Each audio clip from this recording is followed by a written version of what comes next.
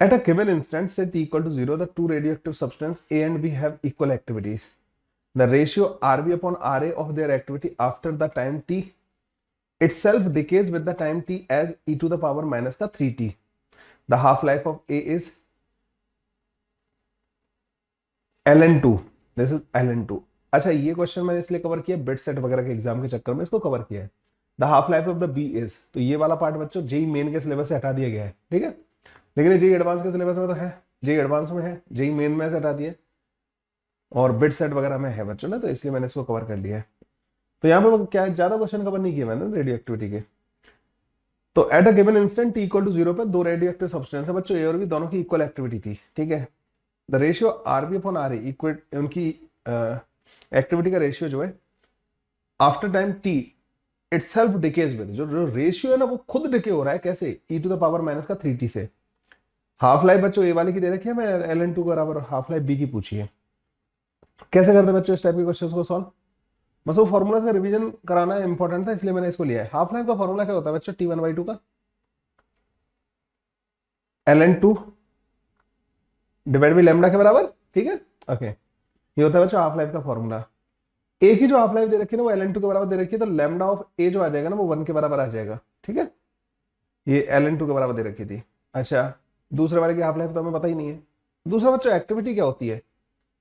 Lambda into N के बराबर, ये होती है ना activity, N naught e to the power minus का लैम्डा 1 इंटू टी. ये हो जाता है फॉर्मूला एक्टिविटी का. जैसे R1 की एक्टिविटी अगर मुझे लिखनी है, R2 की जो एक्टिविटी होगी ना, R2 lambda 2 N naught 2 N naught 1 e to the power minus का लैम्डा 2 इंटू टी, ठीक है. ये हो गया दूसरे की एक्टिविटी का फॉर्मूला. अच्छा, टी इक्वल टू 0 पर दोनों की एक्टिविटी सेम थी, मतलब lambda 1 N naught e to the power minus का लैम्डा 1. अच्छा, टी तो 0 रख दोगे फिर उस पर, टी इक्वल टू 0 पे पूछे ना, तो लैम्डा 1 एन नॉट 1, ये लैम्डा 2 एन नॉट 2 के बराबर था पहले ना. Lambda 1 N naught 1 lambda 2 N naught 2 के बराबर था. ये टी इक्वल टू 0 पे दोनों की एक्टिविटी बराबर कर दी. टी इक्वल टू 0 पे जो एक्टिविटी होती है वो लैम्डा इंटू एन नॉट के बराबर होती है, 0 पे स्टार्टिंग में जो एक्टिविटी होती है ना.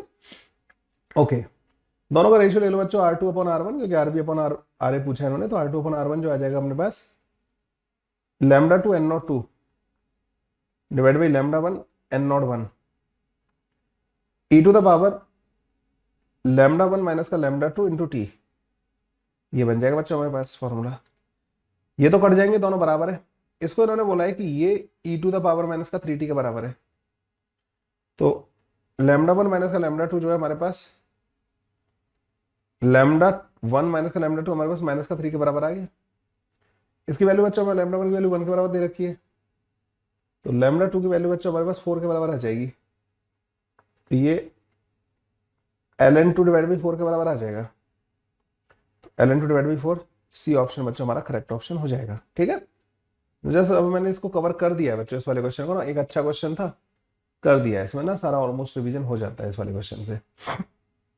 अगले क्वेश्चन पे आ जाते हैं. Consider the nuclear fission Ne20 से बन रहा है 2He4 प्लस का C12 given that the binding energy per nucleon दी. ये लाइन बहुत इंपॉर्टेंट होती है बच्चों ना, पर न्यूक्लियन एनर्जी दे रखी है of Ne20 He4 C12 are 8.03 7.07 mega electron volt 7.86 mega electron volt. Identify the correct statement.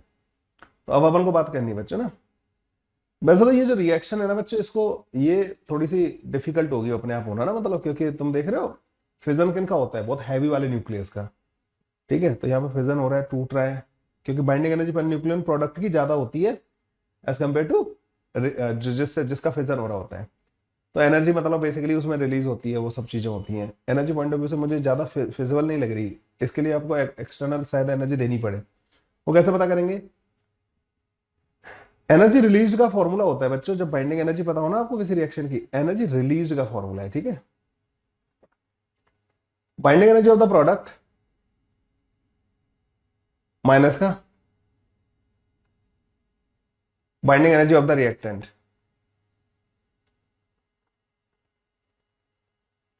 ठीक है, ये होता है बच्चों एनर्जी रिलीज का फॉर्मूला. एनर्जी रिलीज को मैं ER से लिख रहा हूं, ठीक है. तो binding energy of the product क्या होगी बच्चों? ये दोनों जो बन रहे हैं, तो 2 हीलियम बन रहे हैं, तो 2 हीलियम की बाइंडिंग एनर्जी पर न्यूक्लियन कितनी दे रखी है बच्चों? 7.07। इसके न्यूक्लियन कितने होते हैं इसमें? 4। तो टोटल 8 न्यूक्लियन हो गए ना, 4 इंटू 2 8 हो गए, ठीक है। प्लस का binding energy of the carbon जो है 7.86 इंटू 12, ये तो हो गई प्रोडक्ट की बाइंडिंग एनर्जी। रिएक्टेंट की बाइंडिंग एनर्जी नियोन 20 इंटू 8.03। तो जो एनर्जी रिलीज आएगी ना बच्चों, 856, 856, ठीक है। प्लस का 1272, 84 और 7 91, एक मिनट ना, 12 96 होता है, 96 और 7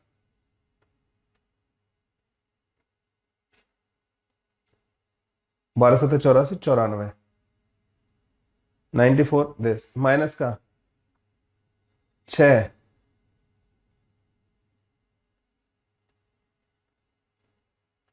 160, ठीक है। तो एनर्जी रिलीज जो आ जाएगी ना बच्चों अपने पास, माइनस अगर कॉमन ले लिया जाए तो 160.6 माइनस का, इन दोनों को ऐड कर दो, 2 6 8, 3 5 8, 4 अच्छे 10,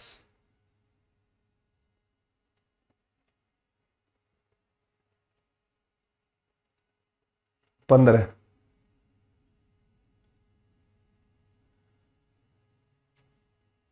इसमें से इसको माइनस करो, 2 7,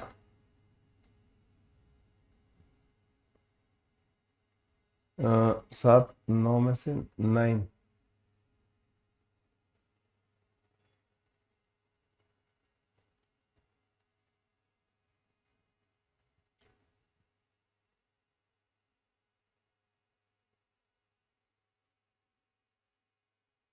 नहीं,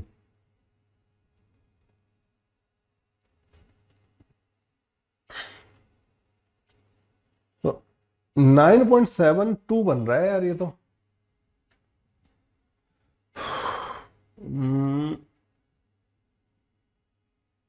9.72 बनेगा, कितना बनेगा? यस, इतना कुछ बन रहा होगा। 6 होता, 22 कम, 60, 12 और ये 9.72 मेगा इलेक्ट्रॉन वोल्ट आंसर आ रहा है मेरा तो यार। This much energy will you to supply, तो एनर्जी रिलीज नेगेटिव आ रही है, मतलब एनर्जी सप्लाई करनी पड़ेगी। तो यार इस वाले का तो मुझे लग रहा है कि मैंने कोई गलती तो नहीं की, 8.03 है यहाँ पे भी, ठीक है।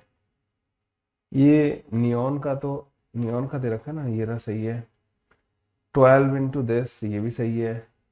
2 हीलियम के हैं, He4, 4 इंटू 7.07 इंटू 4, और वो 2 हैं तो 2 से मल्टीप्लाई कर दिया, 7.86 इंटू 12 कर दिया, 8.03 इंटू 20 कर दिया।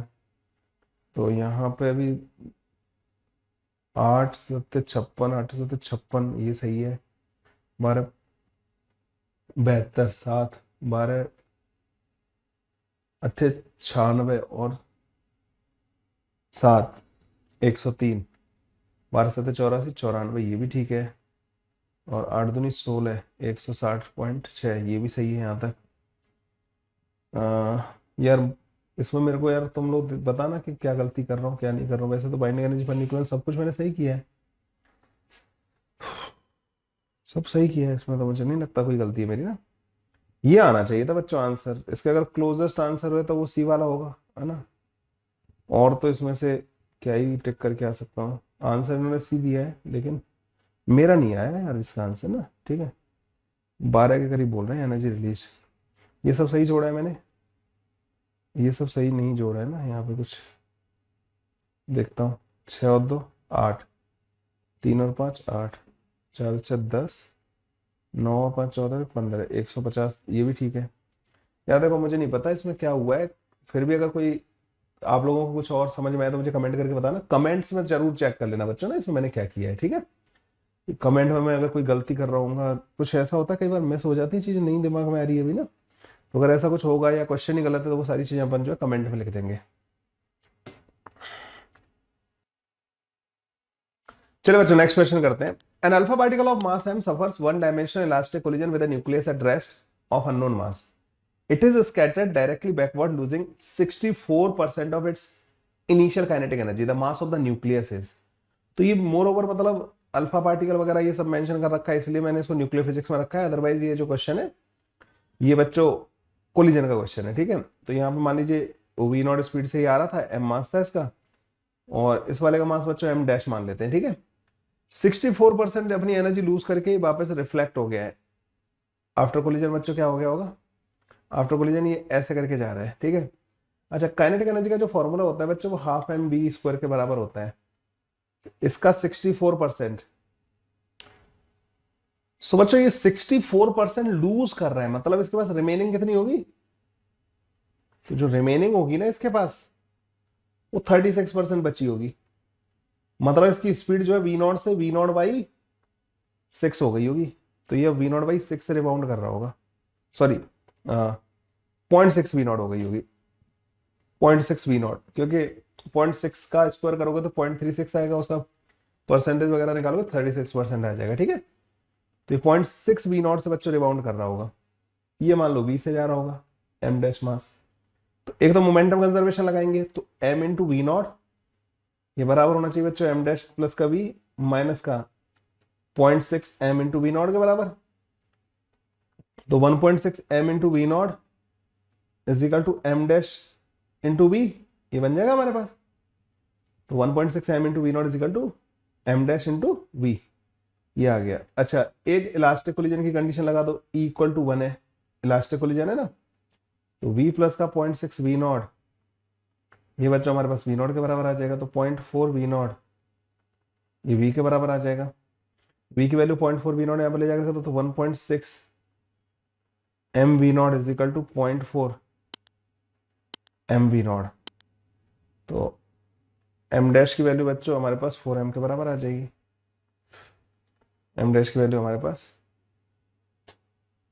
4m के बराबर आ जाएगी. ये डी ऑप्शन करेक्ट ऑप्शन बनना होगा, है ना. ऐसे हो जाएंगे बच्चों ये सॉल्व. ओके, अगले वाले में आ जाओ क्वेश्चन पे.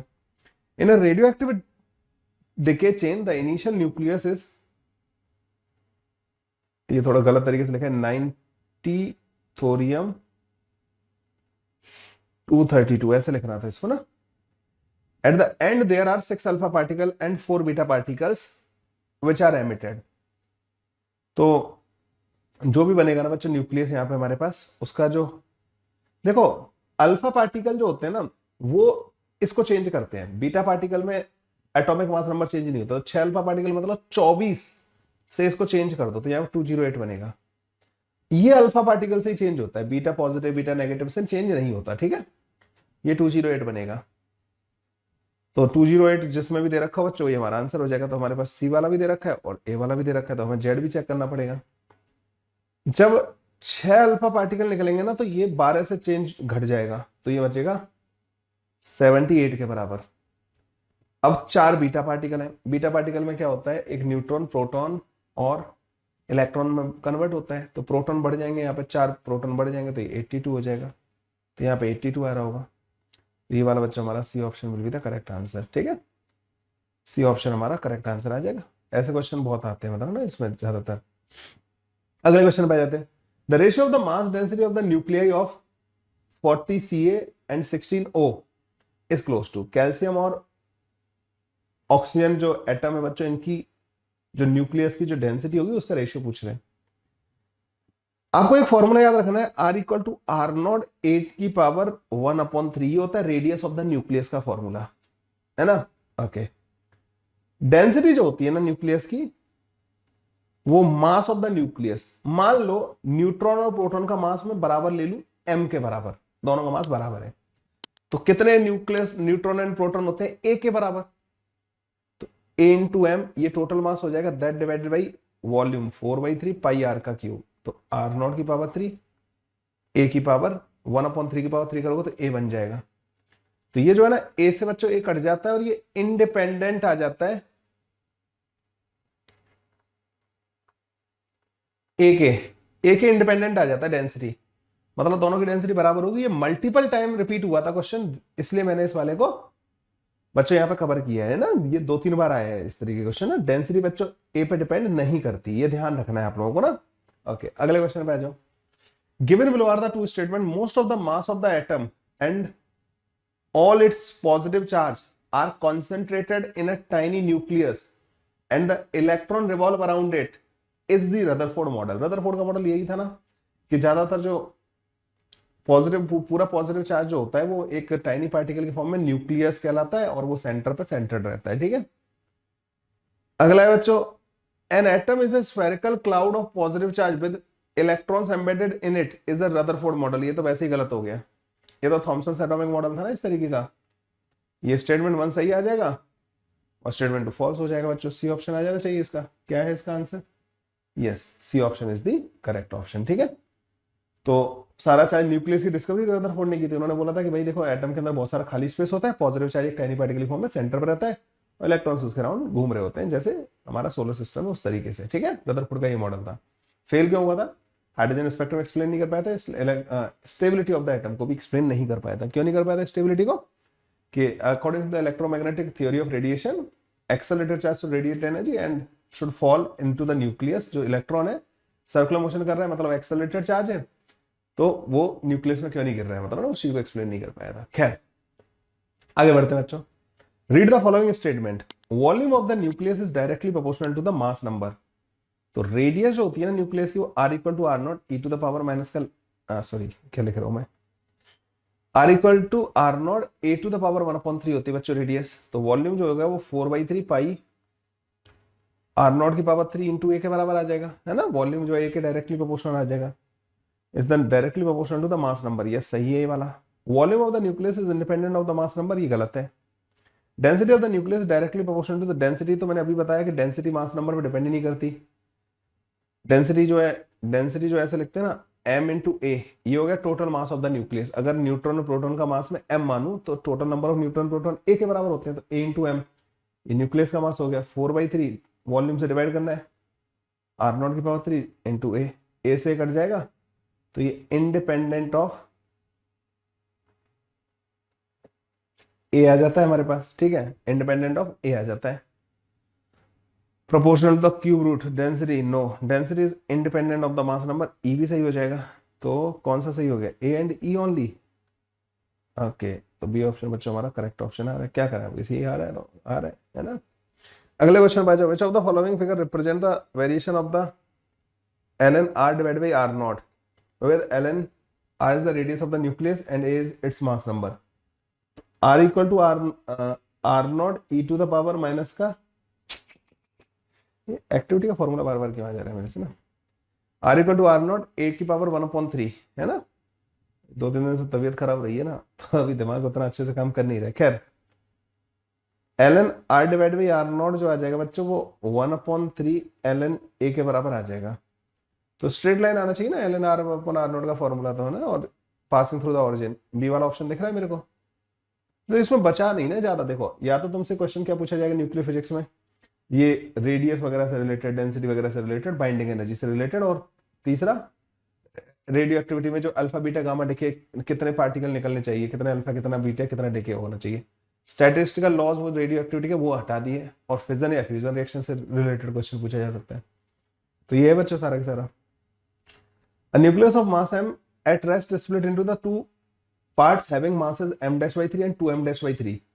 m डैश बच्चों m से छोटा है, the ratio of the de Broglie wavelength of the two part will be. तो डी ब्रोगली वेवलेंथ का जो रेशियो बच्चों ये पूछ रहे हैं हमसे, तो यहां पे बच्चों क्या हो जाएगा,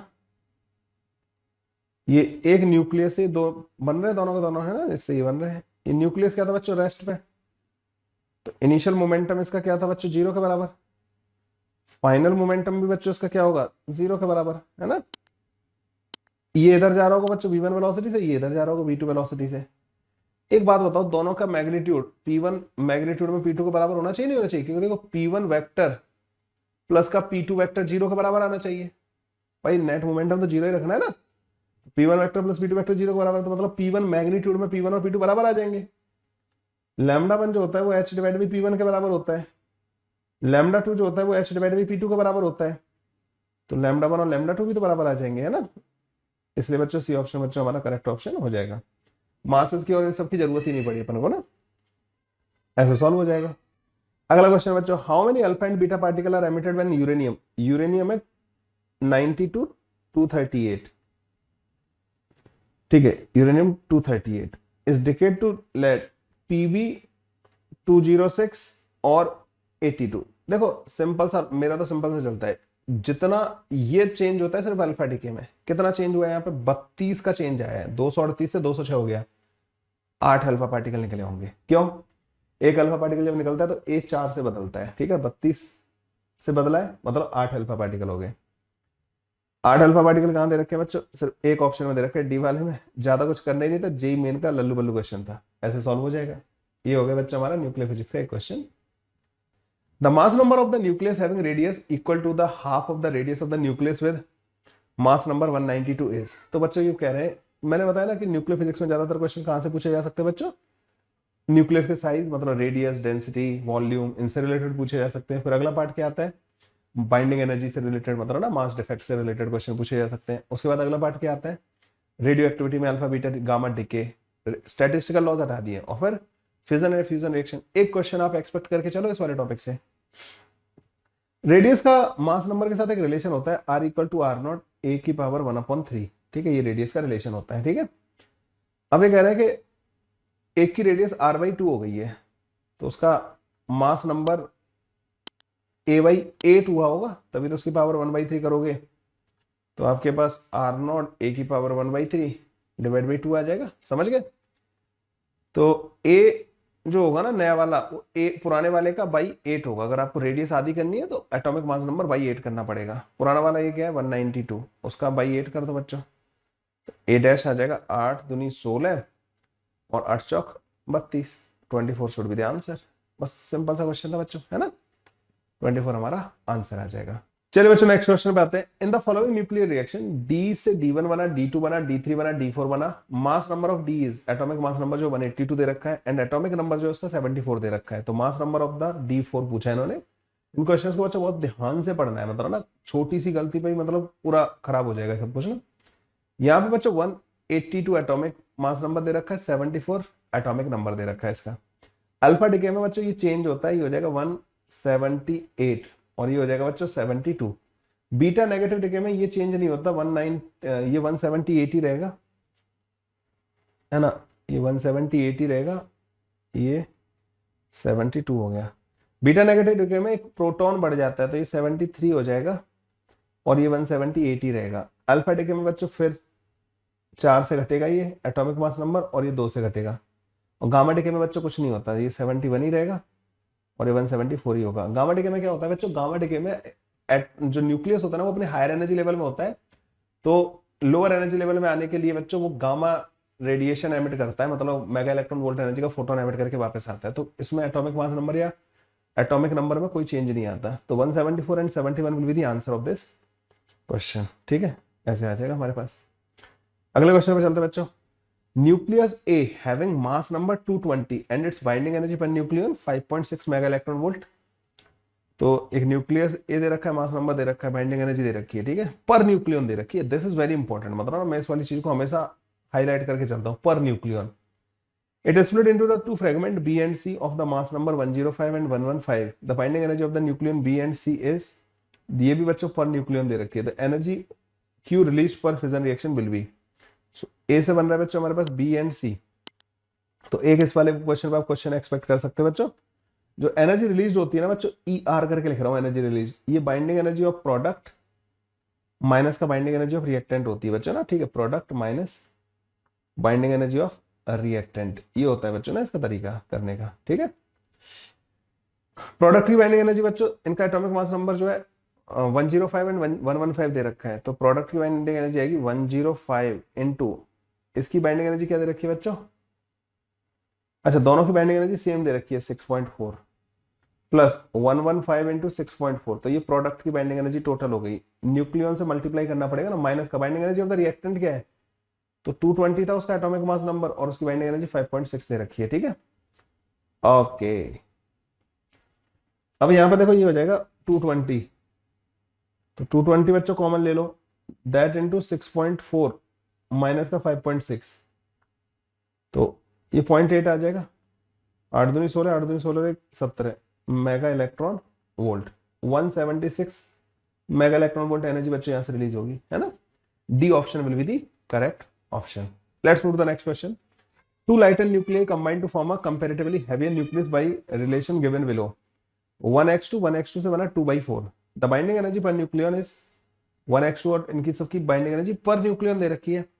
द एनर्जी रिलीज्ड, तो अगेन बच्चों एनर्जी रिलीज्ड क्या होती है बच्चों इनमें, binding energy of the product minus का binding energy of the reactant. ऐसा क्यों होता है, मान लो जैसे A+B से C+ का D बना, इसमें होता क्या है, पहले इनको तोड़ना पड़ता है ए और बी को, तो इनकी बाइंडिंग एनर्जी हमें देनी पड़ती है। तोड़ दिया आपने, फिर यहाँ पे रिलीज होती है एनर्जी, जब ये फॉर्म हो रहे होते हैं ना तो एनर्जी रिलीज होती है। तो इसलिए एनर्जी रिलीज जो है, जिसमें प्रोडक्ट की रिलीज हो रही है और ये तोड़ने के लिए देनी पड़ रही है, दोनों का डिफरेंस जो होता है वो हमारी एनर्जी रिलीज आ जाती है।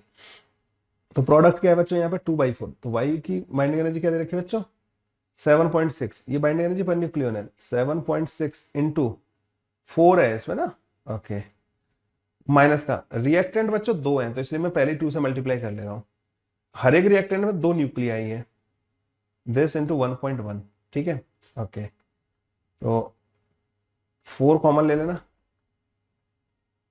7.6 माइनस का 1.1, तो एनर्जी रिलीज आ जाएगी बच्चों अपने पास 4 इंटू 6.5, 26 मेगा इलेक्ट्रॉन वोल्ट, ठीक है। 26 mega electron volt will be the binding energy per nucleon, okay. अगले क्वेश्चन पे आ जाते हैं बच्चों, the atomic mass of the 6C12 is 12 AMU and that of the 6C13 is this. The energy required to remove a neutron from 6C13 if the mass of the neutron is this. तो 6C13 से ये कह रहे हैं 6C12 बनाना है plus का एक neutron बनाना है, ठीक है, ये बनाना है, ठीक है। तो एनर्जी रिक्वायर्ड जो होगी इस काम को करने के लिए ना, that we have to find. तो एक काम करो, डेल्टा एम कैलकुलेट करते हैं यहाँ पे ना, डेल्टा एम।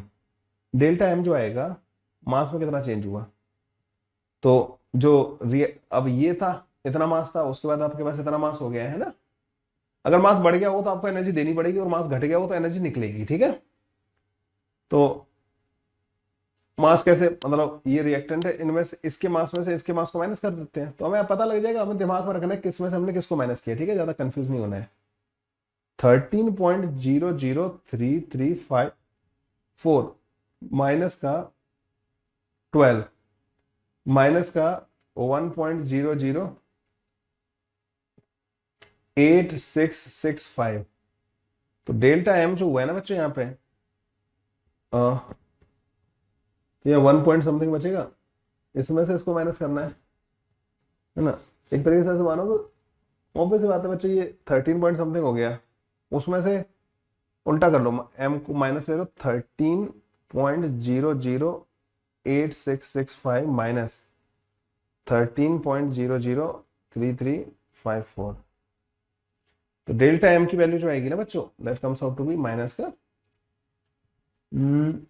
11350 दिस इनटू, हाँ। तो बच्चों बाद में मास बढ़ गया, बाद वाला मैंने पहले वाले मास में से बाद वाला माइनस किया ना, तो नेगेटिव है, इसका मतलब मास बढ़ गया है।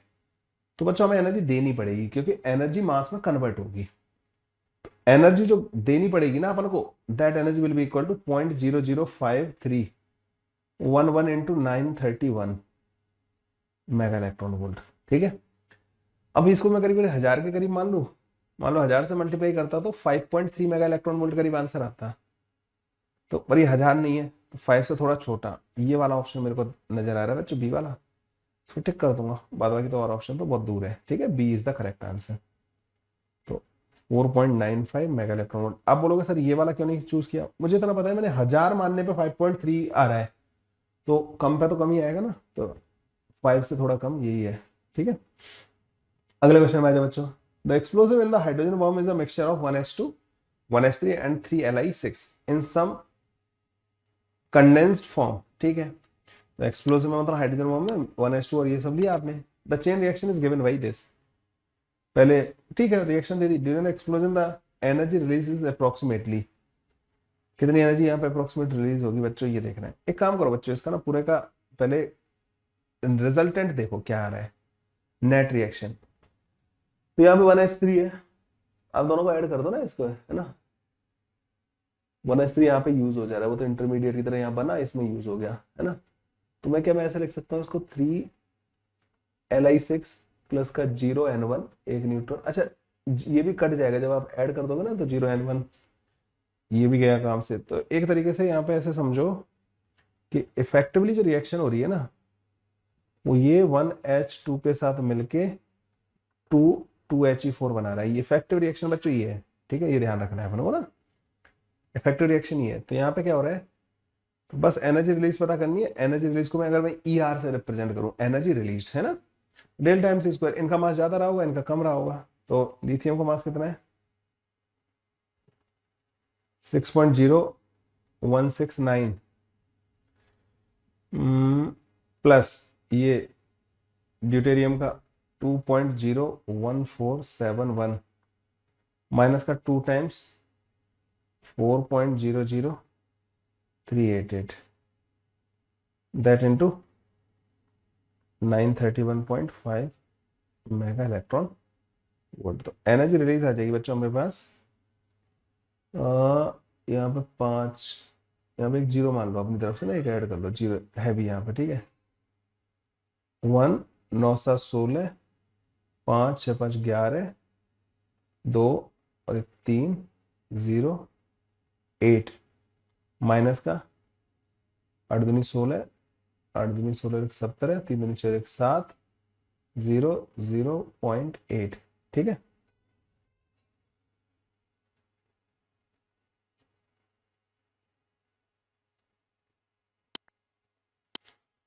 लेट मी चेक एवरीथिंग, मुझे लग रहा है हाँ, इंटू 931 है ना। अब देखो इसमें से इसको माइनस करते हैं, तो 3 और 2 5, 3 2 5, ठीक है। तो 11 में से 6 माइनस किया तो 5 बचेगा, है ना। और 5 में से 5 बचा ना, यहाँ पे 15 में 7 गया तो 8 बचा, 10 में से 7 गया 3 बचा, 2 बचा, ठीक है। ये है बच्चा ना इंटू 931। अब इसको अगर मान लो 1000 मान लूँ मैं, 1000 तो 23 के करीब आना चाहिए था, 23। उससे थोड़ा छोटा बच्चों ये वाला ऑप्शन दिख रहा है मेरे को, बी ऑप्शन, ठीक है। नहीं तो कैलकुलेशन करना पड़ेगा, और तो क्या ही है, ठीक है। बी ऑप्शन टिक कर दूंगा मैं, ठीक है। In a nuclear fission reaction of an isotope of mass m, 3 similar dotted nucleus of same mass are formed, ठीक है। एक m से 3 बन गया, ठीक है। The speed of the dotted nucleus in terms of mass defect delta m will be, 3 similar daughter nuclei of same mass are formed। तो यार ये तो 3 बने हैं, तो कैसे बने, मतलब लाइक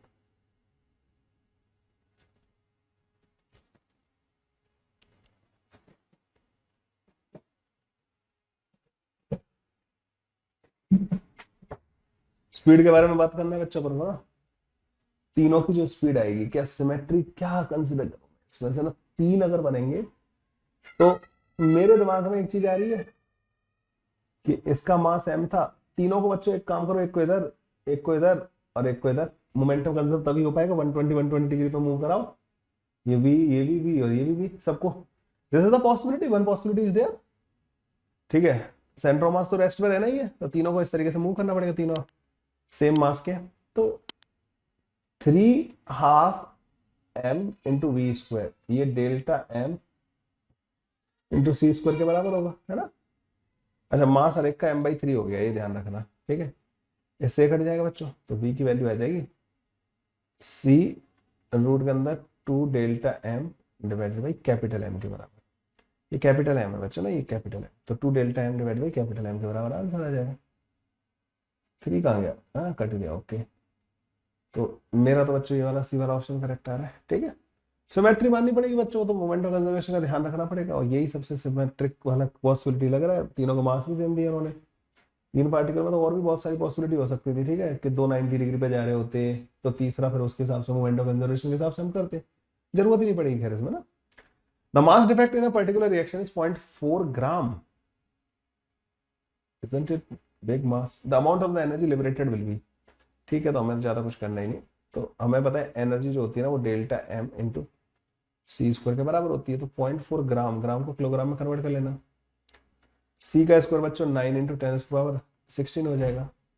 तो एनर्जी जो आ जाएगी ना 9 चौक 36, 3.6 इंटू 10⁻13 आ जाएगा। अब इन्होंने अब ये किलो वॉट आवर क्या लिख रहे हैं मतलब ना, अच्छा उन्होंने, ठीक है मैं समझ गया। तो ये जो एनर्जी है ना बच्चों जूल में आई है हमारे पास ना, इतने जूल एनर्जी, उन्होंने इसकी यूनिट बदल दी है, जूल को वॉट इंटू आर में कन्वर्ट कर दिया है ना। 1 जूल जो होता है, 1 जूल पर सेकेंड जो होता है ना बच्चों, वो 1 वॉट के बराबर होता है, ठीक है, 1 वॉट के बराबर होता है ना। 1 जूल पर सेकेंड 1 वॉट के बराबर होता है। सेकेंड को ले जाकर उधर मल्टीप्लाई कर दो तो 1 जूल जो होता है वो 1 वॉट सेकेंड के बराबर होता है। दोनों साइड 3600 से मल्टीप्लाई कर दो, इतने जूल जो होगा 1 वॉट आर के बराबर होगा, क्योंकि यहाँ पे 3600 एक घंटे में 3600 सेकंड होते हैं ना।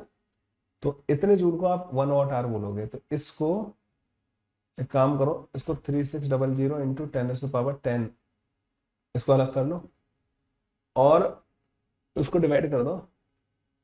अच्छा 10 को भी एक काम करते हैं, इसको लिख लो 7 किलो वॉट, वो जो किलो वाला वर्ड है ना वो ले लिया।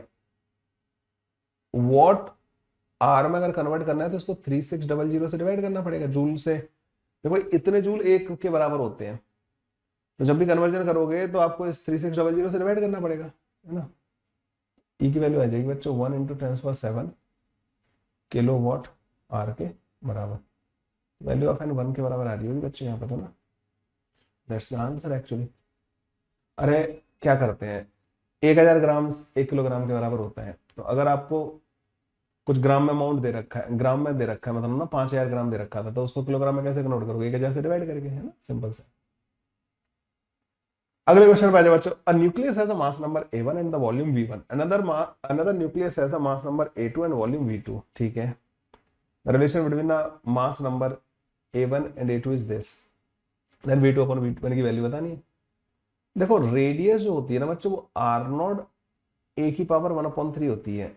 वॉल्यूम जो होता है ना वो 4/3 पाई r0 का क्यूब इंटू a होता है। तो v2 डिवाइड बाई v1 जो होगा ना बच्चों वो a2 डिवाइड बाई a1 के बराबर होगा। a2 डिवाइड बाई a1 बच्चों 4 के बराबर दे रखा है, तो v2 डिवाइड बाई v1 4 के बराबर आ जाएगा, काम खत्म हो जाएगा। इजी था। चलो अगला question. The radius of the nucleus of the mass number 64 is 4.8 Fermi, then the mass number of another nucleus having the radius of 4 fermi is। Radius और मास नंबर में ये रिलेशन होता है। तो इसकी रेडियस 4.8 फर्मी के बराबर दे रखी है, दूसरे की 4 के बराबर दे रखी है। तो पहले वाले का मास नंबर 64 दे रखा है, उसकी पावर 1/3, दूसरे वाले का मैं दे नहीं रखा तो उसकी पावर 1/3। इसको एक काम करना, 12 चौक 48, एक की पावर इसकी पावर 3 कर देना, 64 डिवाइडेड बाई 1.2 इंटू 1.2 इंटू 1.2, ऐसा कुछ आ जाएगा। तो 1000 डिवाइडेड बाई 27 आ रहा होगा। तो x का वैल्यू बच्चों 27 के बराबर आ जाएगा। अब बोलोगे आपने कैसे लिख दिया, मैंने 4 इनसे सबसे उड़ा दिया 64 को, ठीक है, और वो पॉइंट था ऊपर ले गया उसको 1000 कर दिया, 1000 डिवाइड बाई 3 इंटू 3 इंटू 3 और 27। तो x की वैल्यू बच्चों 27 के बराबर आ रही होगी। Answer of the question.